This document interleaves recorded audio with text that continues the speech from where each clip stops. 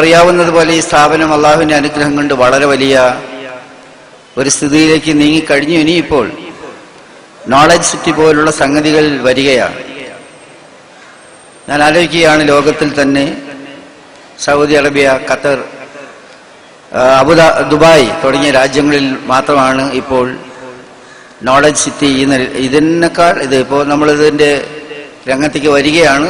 പഴയ പല സ്ഥാപനങ്ങളിൽ നിന്നും വ്യത്യസ്തമായൊരു ഭാവം സൗദി അറേബ്യയിലാണ്. അവസാനമായും നോളജ് സിറ്റി എന്ന ആശയം ലോകത്തിൻ്റെ വിവിധ ഭാഗങ്ങളിലെ യൂണിവേഴ്സിറ്റികളെ അവിടെ കൊണ്ടുവരികയും ലോകത്തിൻ്റെ പല ഭാഗത്തുമുള്ള കുട്ടികളെ സ്പെഷ്യലായിട്ടുള്ള സ്കോളർഷിപ്പ് കൊടുത്തുകൊണ്ട് അവിടെ പഠിപ്പിക്കുകയും ചെയ്യുന്ന സ്ഥാപനം അവസാനമായി വന്നത്.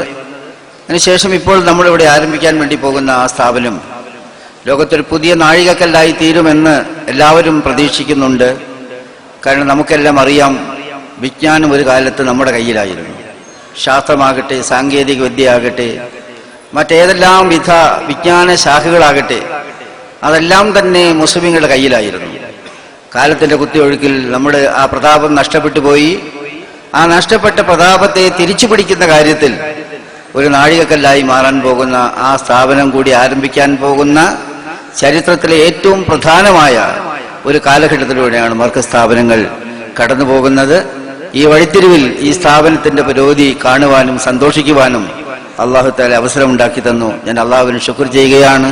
ഞാൻ എൻ്റെ വാക്കുകൾ നീട്ടിക്കൊണ്ടുപോകുന്നില്ല. ലോകത്താകമാനം ഇസ്ലാമിക പ്രസ്ഥാനം വളരെ വലിയ വെല്ലുവിളികൾ നേരിട്ടുകൊണ്ടിരിക്കുന്ന ഒരു കാലഘട്ടത്തിൽ, നമ്മുടെ രാജ്യത്തും അതുപോലെ തന്നെ സാഹചര്യങ്ങൾ ഉണ്ടായിക്കൊണ്ടിരിക്കുന്ന കാലഘട്ടത്തിൽ, മുസ്ലിം സമുദായം നിരവധി വെല്ലുവിളികളുടെ നടുവിലൂടെ പോയിക്കൊണ്ടിരിക്കുന്ന ഈ സാഹചര്യത്തിൽ മുസ്ലിം ഉമ്മത്ത് ഒറ്റക്കെട്ടായി ഒരേ ശബ്ദമായി എല്ലാ കാര്യങ്ങളിലും യോജിച്ച് നിൽക്കുന്ന ഒരു സാഹചര്യത്തിന് വേണ്ടിയാണ് നമ്മൾ ദുആ ചെയ്യേണ്ടത്. ആ ദുആയിൽ ഞാനും പങ്കുചേരുകയാണ്. അല്ലാഹു സുബ്ഹാനഹു വ തആല നമ്മുടെ മനസ്സിനകത്തുള്ള അകൽച്ചകളെ മാറ്റി സൗഹൃദത്തിന്റെ, യോജിപ്പിന്റെ മേഖലകൾ നമുക്കായി തുറന്നു തരുമാറാകട്ടെ.